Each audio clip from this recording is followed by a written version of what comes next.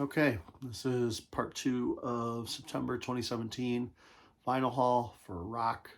It's actually the second time recording this. First time my phone had an error and I wasn't able to recover the video. So maybe this one will go faster. That video ended up being 50 something minutes, but I think I'm going to go a little bit faster this time. There's going to be a playlist below. These are all records that I bought, or most of these records I bought in Michigan when I had a trip. Once a year, my wife and I go back to Michigan. We meet family and friends, and I go record shopping up there. This was the first time I went up there since I started collecting vinyl again. Like I collected vinyl years and years ago, but went to CDs, to streaming, then now back to physical media since December 2016. So this is the first time I went back to Michigan and hit the record stores to buy a bunch of vinyl. All used stuff. I didn't buy anything new at that time during this haul. And at the time that I went back to Michigan, I was listening to a podcast called Shabby Road Record Show. And the Shabby Road Record Show plays tons of really cool music. It was two guys on there who they would each play 3 songs each. So there was like 6 bands usually that you heard per episode. And it was really cool because I got introduced to tons and tons and tons of bands by them talking about the albums and playing songs. And they are huge fans of the 70s, basically 70 to 79, hard rock stuff and glam and all kinds of different genres in that time period, except for, pop and stuff like that. It's pretty much all rock that they were into, but, they were huge fans of a lot of the underground bands, a lot of bands that weren't, hugely popular. Didn't have giant hits, but also, bands that were popular at the time, just that sound, that 70s sound of hard rock that is so really, really good for that time period. And a lot of these bands that I did in the first video and a lot of the bands I'm about to show exemplify that time period where, it was such a great time period for hard rock music and in general. The 70s were, and it's just so many good bands. And one of those bands, their first album, this came out in 1975. Not sure the month or the date, but it is Crack the Sky. This is their self-titled debut. This album is fantastic. The song I put on the playlist is called Sea Epic. It is such a good song. These guys are kind of progressive hard rock, and the Sea Epic song is so good. It's such has such cool lyrics, and it has it's kind of funny and interesting. I'll kind of let you, if you do listen to it, discover it yourself. This pressing has the embossed Crack the Sky and whatever this Black Smoke was embossed as well. And this is just a great album. Every song on here is really good. Hold On Surf City is good. She's a Dancer. Robots for Ronnie is really good. I almost put that song on the playlist. It's really good. And all the songs inside too are pretty good too. This album came out on a label called Life Song. I really haven't seen any other albums or bands, at least none that I've bought on that label. So I'm not sure who owns that label or what that's all about. Yeah, this is a really, really, this album did pretty good actually. It had a couple hits on it. It was in the charts a little bit. And it's just a really, really great song. That Sea Epic song has a really good guitar riff in it during the chorus part. That's just really, really, really good. Check that song out. If you check anything out on that album, check that song out, and hopefully you'll dig it and look for this record because it's really good. The next 2 records are from one of the more prolific bands from the 70s, even though they had such a short career. This album came out in March 26, 1976, and it's the 6th studio album, and it's Thin Lizzy Jailbreak. Obviously, the song on here, The Boys Are Back in Town, that was just a song that I just heard a ton on the radio when I was a kid, on WLLZ and WRAF.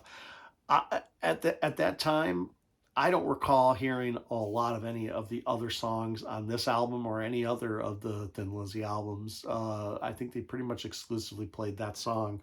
But these guys are so prolific, and every song on here is really good. The song I put on the playlist is Emerald. It's one of their best songs they ever wrote. But Jailbreak is really good on here. Romeo and the Lonely Girl, Warriors, Cowboy Song is really good as well. Phil Lynott is just amazing. And yeah, these guys were so prolific. They had about 7 to 10 albums, or I think 10 or more albums maybe, around that. And then Phil went on to the solo thing, and then he ended up passing away. But these guys were so prolific in the short amount of time that they were a band. Yeah, this is on the Mercury label. And yeah, great album. Another Thin Lizzy record. This is Johnny the Fox. Came out October 16th, 1976. This is the 7th studio album. This is the album that came out right after Jailbreak. Johnny the Fox. This album is really good as well. Yeah, Johnny the Fox. Every single Thin Lizzy album is good. I don't think there's a bad one. Renegade is the only one that I haven't really listened to much, so I need to play that a bit to see. I've heard that might be their, least good record, but I can't imagine that it's that bad. I can't imagine it's bad. It may not be their best. It may not hold up to what they did before, but I can't imagine that it's bad. It's got to sound good. And all the Thin Lizzy records are good. I wouldn't pass up any of those if you see them in the bin. Some of them are more expensive than others, but yeah, I would pick them all up. This album is me being from Detroit. Came out April 12th, 1978. It's the 9th album and this is a record that was just played constantly. You would hear songs off this album on the local radio stations up there constantly, probably to this day, and that is Bob Seger Live Bullet. This album was recently reissued in like a colored vinyl, but I don't even think they would have sent any copies to Michigan because, unless somebody wanted a colored version, but there's just so many copies of this. Like, this album just is a huge seller, obviously, in Detroit. It's fantastic. And yeah, some really good live shots there. This was recorded at Cobo Hall in Detroit, which is still standing, still in use. It was introduced by Dan Carlisle from WWWW-FM. At the time, I guess WWWW was a rock station, but and Howard Stern actually used to be a DJ on WWWW when he first started out. I think it was before he wasn't doing comedy. It was actually dramatized in the movie. And they went from not soon after he started, they went from a rock station to a country. So they changed their format, and yeah, Bob Seger would have, I guess Bob Seger could have had some songs that they could have played on there, but most songs on this album wouldn't pass the country muster. And the version that I have of this album, and I don't know if they were all like this for this original pressing, but this album here has side 1 and then side 4. So what you would do is, these were albums that you would play on a record changer. So if you had the spindle in the middle that you could stack the records. You would put side 1 on first, then you'd put side 2, which is on the second record, on top of it, so that when side 1 dropped and finished playing, then the tone arm would go back, and then the record 2 would drop and play side 2. And you could put, some of those had like 10 records you could stack, so you could play records up to 10 sides of different albums, and then they would just continue to drop and play, drop and play, drop and play. But yeah, this record is unique in that way. I don't know if all the records from the original pressings were like this, but I know, I have a couple records like this, but it's pretty cool to have a record like that, I think. It's a pain in the butt when you're listening to it, but you still have to switch the records the same amount of times. It's just actually no, you're adding, no, yeah, you're adding an additional walk up to the player, actually. But anyway, still excellent album. There's so many good songs on here. Let's see. No, Bush City Limits is great. Traveling Man, really good. Beautiful Loser, excellent. Turn the Page, obviously, is a huge song on this record. This album really put Bob Seger on the map across America, not only in the, Midwest, where he was already kind of popular, but it just would have made him a household name everywhere in the mid 70s. Ramblin' Gamblin' Man is on here. Heavy Music. Kathmandu always played on the radio. When I was a kid, I didn't know what Kathmandu was. I just thought it was such a cool, word and such a good song. And then Looking Back is the song I put on the Spotify playlist. It's a really good song on there. This one is a Shabby Road Record Show special. This is came out in 1976. I don't have a date, but it is the second studio album from a band called Moxie. These are a Canadian band. This is just a kind of like a hard rock band from the mid 70s. Really, really good stuff. Maybe reminiscent of like Foghat, Nazareth, in that vein of hard rock. Writing songs about being on the road and all that stuff. So these guys are really, really good. This is the second album. The first album from Moxie is a little bit harder to get. And I found it only just recently, like within the past year or so. I think I found it during COVID. There was a couple record shows locally that were that happened, and I ended up finding it in a bin there. I paid like $25 for it, so I think I got a pretty good deal for Moxie 1, but Moxie 2 is really good as well. This one you should be able to find a little bit more easily, but it's still a really, really good record. And yeah, Shabby Road Record Show, I would never have, I probably wouldn't have, found this band. I mean, maybe I would have found it on my own, but, because they talked about it and they played it on there, I got a heads up on it. And yeah, that all their episodes, over 200 episodes, are available on their website. If you just type in Shabby Road Record Show into Google, you'll go straight to their site, and you can go to the back archives and start listening to episodes or download them all, and just to make sure, hopefully they don't, none of them get removed from that website. Get them while you can. This next record came out June 1st, 1976. And it's the first studio album from this band. And it is the Runaways. They're self-titled. This is kind of like, this is an interesting record. Obviously the Runaways, the gimmick of the band was that they were really young girls playing their own instruments, but very, very young age. And as a matter of fact, they included their ages under their pictures. Sandy West was 16. Lita Ford, obviously, on here. Was 17. Joan Jett, of course, 16. Jackie Fox was 16. And Cherry Curry, the singer, was 16. So these girls were really young. And, coming out with this album, they became really, really big in Japan. They even have one of their live records was recorded in Japan that they have for the for their career. Very, very cool band.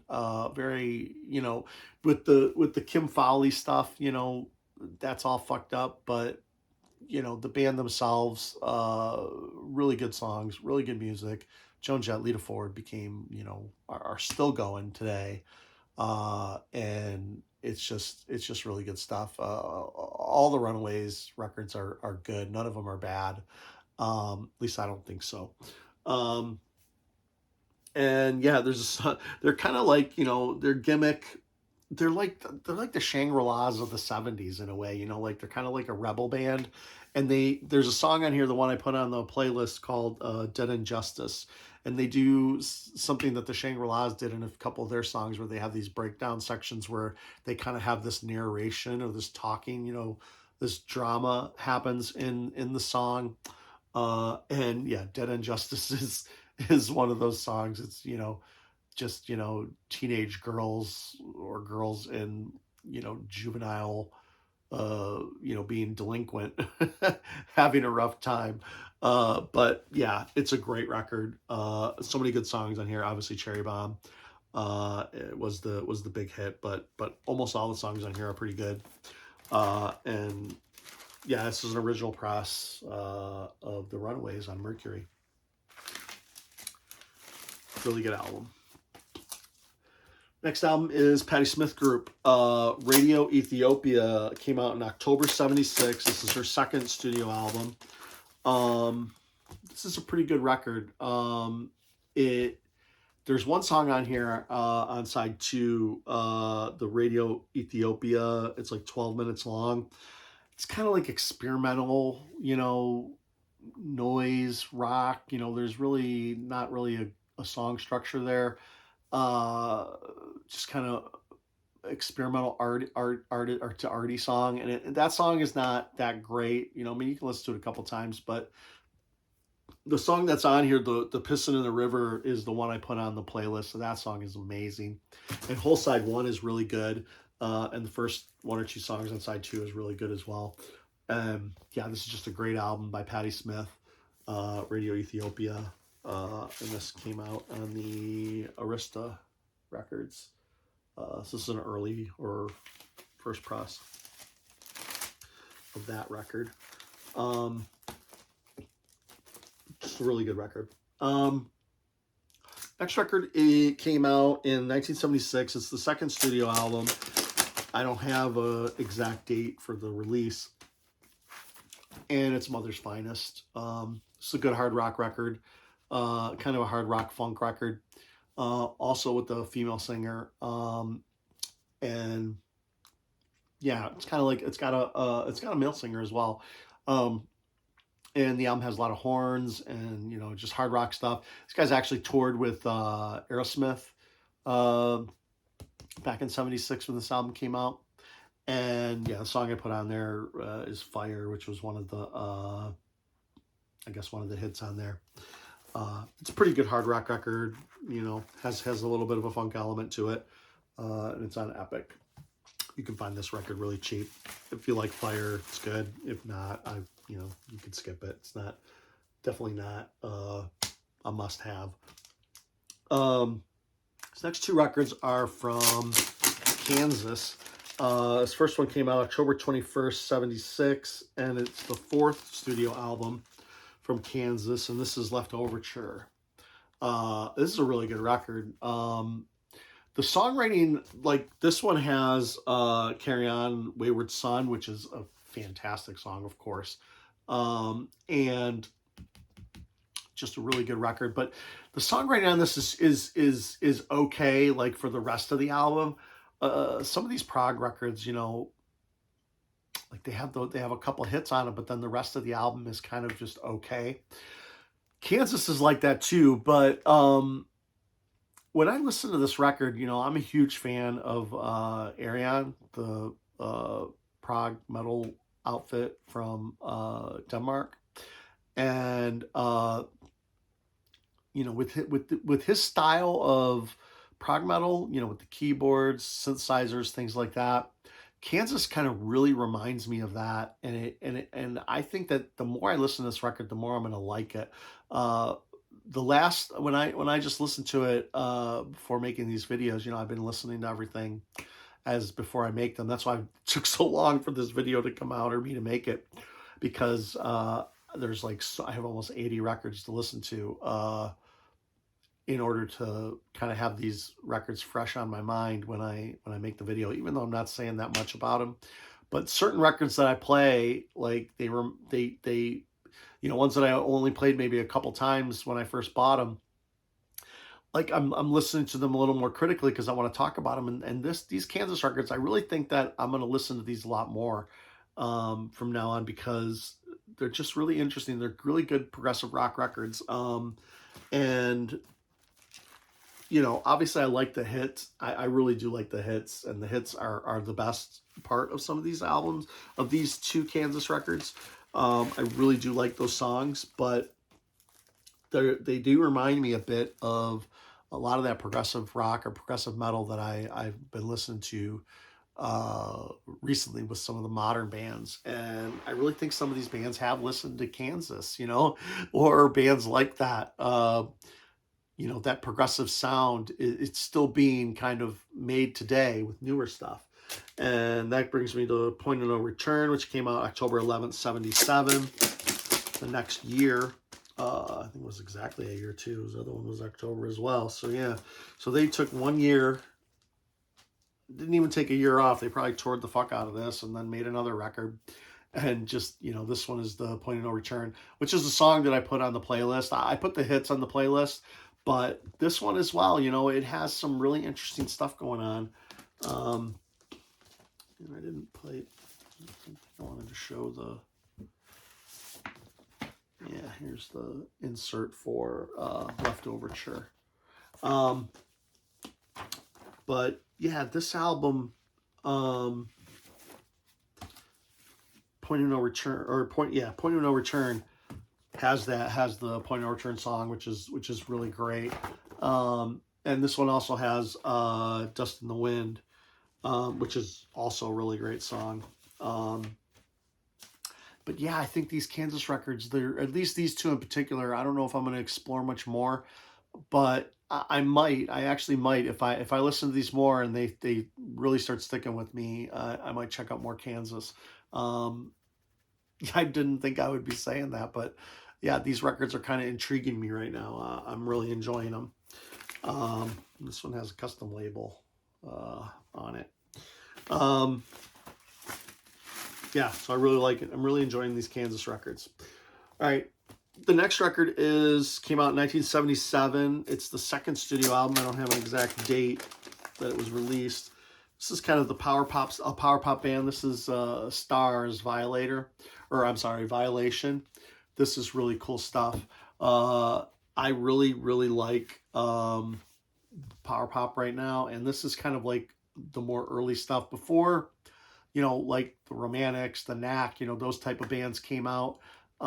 Stars was kind of pushing towards that type of sound. So I can imagine that some of those bands heard Stars and were like, yeah, we want to have that kind of more of a pop element, really hooky, catchy choruses with that hard rock backbone, similar to the Beatles, the way the Beatles was. I wouldn't compare Stars to the Beatles directly, but the connection is that, it's rock and roll with the very, very trying to make those really catchy choruses.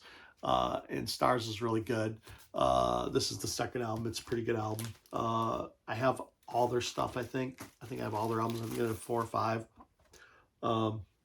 And this one was on Capitol. Yeah, check out the song in the playlist. I think it was Cherry Baby, I think, is the one that I put on the playlist. But if not, whatever song's on there is really good. This is Coliseum Rock from Stars. This one came out March 30th, 1978. It's the 4th and final record from Stars. So they only had 4 records. And this album is really good. There's a song on here called So Young, So Bad. The lyrics are a bit, I guess, troublesome or controversial, you know, it could be under those statutory rock songs. There's a lot of them from the 70s and even the 60s, especially like Kiss did, you know, Christine 16, all that kind of stuff. That's this song that's So Young, So Fat, So Bad is in that category. But it's such a good song. It's so catchy. I just really, really liked it. I put it on the playlist because it was just such a catchy song. Even though it's so simple, you know, you listen to the riff and stuff like that, and you're going to be like, oh man, it just kind of hits you right away. Or at least it did me, and I really enjoyed it. And even the rest of the record, I really like Stars. I mean, they're kind of like, yeah, they're power pop. They're kind of like more power pop, like Sweet, you know, like the Fox on the Run, you know, Ballroom Blitz type. So I think these guys really were influenced by Sweet more than anybody else, you know. So Sweet was kind of one of the original power pops as well. Power pop bands kind of originated, and some of those bands like the Knack and the Romantics and all that kind of really took that stuff and just made power pop a genre in the late 70s, early 80s. Anyway, all four Stars records with the Z are good. I enjoy them. Next record is the 6th studio album that came out May 7th, 1977. May 7th, so 5/7/77. And this is UFO Lights Out. This is a fantastic record. I really like this record. Listening to it recently, it's just really good. There's not every song on here is good, but Lights Out is good. The first track on here, Too Hot to Handle, is really good. Yeah, I just really like that late 70s hard rock sound, you know, from these bands. Again, these guys would have been touring with Nazareth and, you know, bands like that, you know, AC/DC even, you know, a bunch of bands like that is where I would throw this stuff, Foghat. But UFO is great. Michael Schenker is still in the band at this point. Pete Way is on bass now. And yeah, it's just really good stuff. Yeah, Lights Out and Too Hot to Handle on here. I can't remember which. I think I put Lights Out, but Too Hot to Handle could have went on the playlist as well. Really good album. Next album is came out October 28th, 1977. It's the sixth studio album from Queen, and they did this fantastic album cover where the band is actually being killed by this giant robot, which is really, really, really great. This art is just, for this album, is fantastic. It's some of the best art, most memorable art on a record, kind of period. Really fantastic stuff. And this album also had some hits on it. We Will Rock You, We Are the Champions, of course. Get Down, Make Love was on here as well. And there's a song on here called Spread Your Wings. And that song, the first time I think I heard that song, it was the cover by Blind Guardian. And it was a bonus track on one of their albums with the song Time, What Is Time on it. I can't remember the name of the album right now. Whenever I'm doing these videos, certain things that I know in my head, I forget while I'm making the video. So I can't remember the name of that that Blind Guardian record. It has Time, What Is Time on it. You know, it's one of the blue cover. As Bard song on it, I think. Anyway, that's a great record. But Spread Your Wings is on there, and such a fantastic song, and that's the one I put on the playlist. I listened to that song a bunch from Blind Guardian, and then I, you know, realized that it was a cover song by Queen, and they did the same thing. Blind Guardian did the same thing with me when they did a cover song of a Demon song off of one of the Demon records, and the Circle, I forget, something about the circle. And their cover of that song is really, really good as well. But then I ended up discovering that record. And anyway, Blind Guardian pushed me to Demon and pushed me to Queen, listening to deeper cuts, which is kind of cool. And Queen, their records are uneven, but they're always interesting. They're never boring. None of their records that I've listened to are boring at all. They're always interesting, and they keep you listening, because it's just, they just do a lot of interesting stuff on there. Like it's, you're never bored listening to a Queen record, really. Some songs are going to hit better than others, but they're just never boring. It's good stuff. The next album is David Gilmour's first solo record, May 25th, 78, when this came out. And this album sounds, this was a Shabby Road record. They played this. Interesting thing about this record is, as soon as I heard them play one of the songs on here, I went to the record store, I think the next day, or maybe even the same day. I might have even been driving to the record store after I heard it, and this album was sitting there in the bin, and it was cheap too. I think it was 10 or 15 bucks, so I ended up buying it. And this record was owned by Gina Mulligan, as you can see, property of, thank you, Gina, for selling your record back.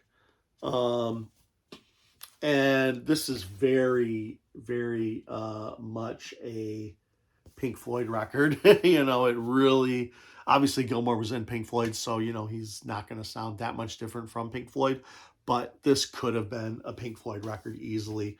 And the song that I put on there is There's No Way Out of Here, from side 1. The second song, that song is so good. I really, really, really like that song.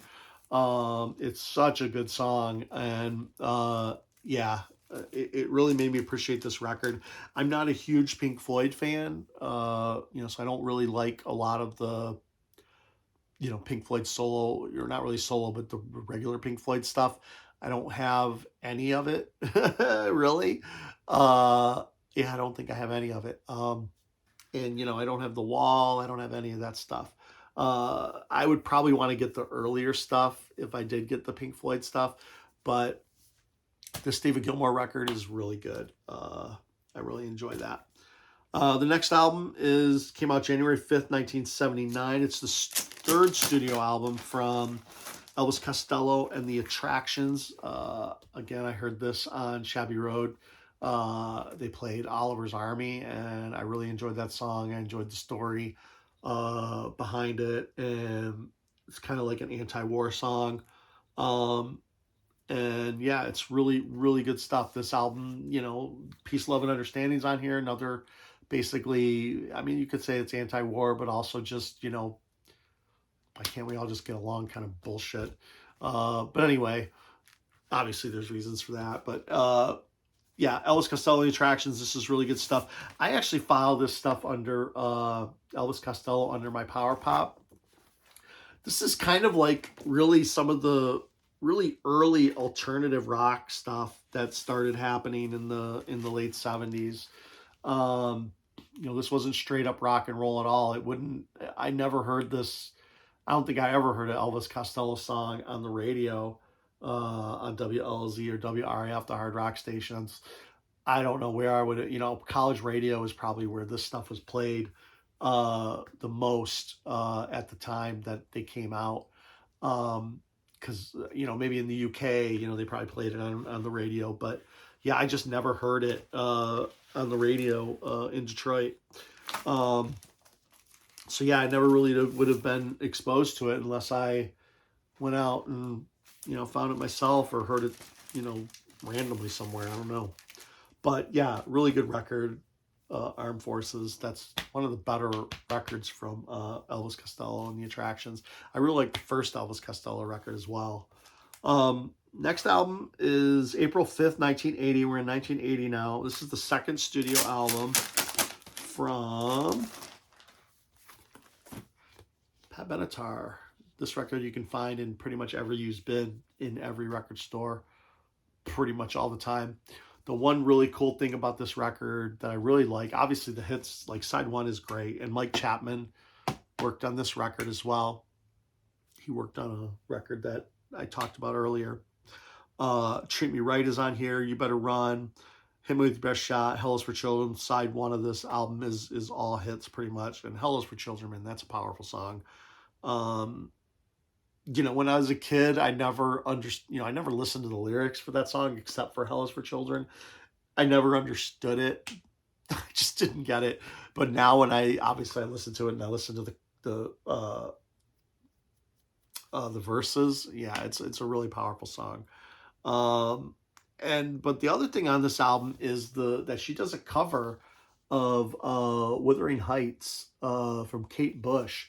And I'm just really curious if she's the one who decided to do that, or if that song was pushed on her. I'm not sure.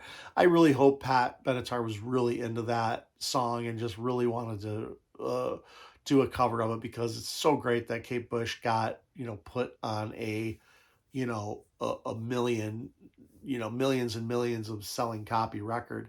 And hopefully people figured out that is a Kate Bush song, and if they liked it and sought out Kate Bush, because it's such a great cover song. I actually discovered Kate Bush, not too long after I started collecting vinyl again here.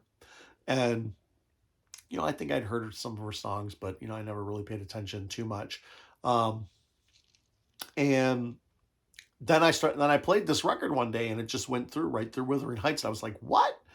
I was like, I had no idea that she covered that, from when I'd listened to it before. It didn't stick out in my memory, because when I bought this, I just probably only listened to side one, or and just kind of half listened to side two.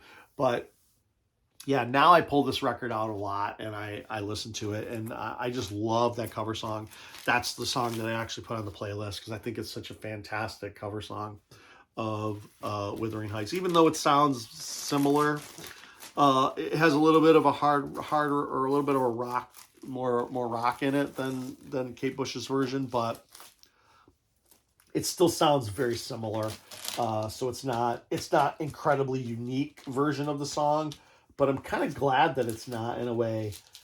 I don't know. I kind of have mixed feelings about it, but I would want a cover song to be more unique, but with Pat Benatar's voice and just how they do the song, and just the song itself being so good, it's pretty awesome. Next record came out July 27th, 1981. This is the first solo studio album by Stevie Nicks, and this is Belladonna. This album is fantastic. There was a new version that just came out for Record Store Day. I didn't end up picking it up. I think I don't need all those extra tracks and stuff like that, demos, whatever's on there. I just want the regular album. This album has so many good songs on it. Belladonna is great. Stop Dragging My Heart Around, that's the Tom Petty song. Duet. Edge of 17, of course, is the huge song on here. I love that riff in that song. And Leather and Lace is on here as well. It's interesting that this album has two duets on it, and both were big hits for her on this album. And Jimmy Iovine did the producing on this. There's a really good documentary on HBO with Jimmy Iovine and I think it's Dr. Dre. They started working together, and they created a company or whatever. But Jimmy Iovine goes back and talks about Bruce Springsteen, Stevie Nicks, Patti Smith. He produced a lot of records from those bands. I think he produced almost all of Stevie Nicks' solo stuff. And yeah, this is just a fantastic record. It's just really good. Stevie Nicks, if you watch the witchy woman of Stevie Nicks, but if you watch American Horror Story, the witches one season, you find out Stevie Nicks is actually, her witchy ways were not fake, at least not in that show. June 4th, 1984, the 7th studio album from Bruce Springsteen came out, and it ended up selling probably like 1 billion copies. This is Born in the USA. It is a fantastic record. You can listen to this front to back, and hits galore. This album is just all hits. You know, even when I was a kid, one of my cousins had this on cassette, and she had this and she had Wham, and you know, they were really into the 80s stuff, you know, 80s pop music and anything that was popular. And I think they had the Columbia House, you know, buy one cassette, get 10 for a penny or whatever. So they had a bunch of cassettes and stuff like that, and I would listen to stuff, and this was one of the cassettes they had, and yeah, it's just a fantastic record. I put the song I put on the playlist because I just thought the emotion of it was really good. Was Downbound Train. I really enjoyed that song. I wish the lyrics were more about something more tragic than you know, a lost love. Because when the first time I started listening to it, I was like, "What is this about?" You know, this is really it seems really dark, but it ended up just being a kind of almost a cheesy love song, but it was still really good. You know, obviously he lost, you know, he had to get a divorce in that song, but so it's not a happy ending, but I just thought it was about something more serious. But anyway, this last album is June 21st, 1985. It's the 8th studio album, kind of a comeback album for Heart. You know, they didn't have an album for probably several years, the Wilson sisters, and you know, then they come out with this album. And I remember when I was listening to like Motley Crue at the time, you know, Shout at the Devil, Too Fast for Love, and I think Theater of Pain had just come out. But I heard Never, the song Never, on the radio, and I remember the DJs saying, you know, new album from Heart. And I was blown away. I just loved that song. I loved that song. I liked the video. I thought these guys were great. And, you know, I probably didn't realize or didn't put it together for a little while that, you know, it's the same Heart, you know, that did Barracuda, Magic Man, because I was listening to all that stuff, you know, when growing up, you know, those songs were on the radio constantly. But yeah, this album has tons of great songs on it. If Looks Could Kill is excellent. What About Love is really good. Never is one of my favorite songs. It might be one of my favorite songs, period. I just love that song. These Dreams is on here. That's all right. Nothing at All was a hit. Yeah, really good stuff. Wilson sisters and Heart. I don't know how many of the original guys are in this. I don't know. I'd have to double check. But anyway, really good record out on Capitol. And that's all I have for rock. This is rock part 2. I bought tons of records. I think I bought like 80 or 90 records in the month of September. I'm going to do metal and pop videos next. Yeah, hopefully, you know, the playlist is out there if you want to listen to it. One song from each record. So, you know, you don't have to listen to all the songs, of course, but, you know, it'd be cool, you know, just to hear if any of these albums you don't have, or you're interested in, like, oh, I wonder what a UFO song sounds like, or Frank Marino from the first one, you know, does he really sound like Jimi Hendrix? Yes, he does. You know, the Black Oak, Arkansas, you know, some of the stuff that you probably haven't heard. The Neil Merriweather, definitely play Kryptonite. That song's going to blow you away if you listen to it, if you haven't heard it before. It's so good. All right, that's the end of this video. Thank you. Bye.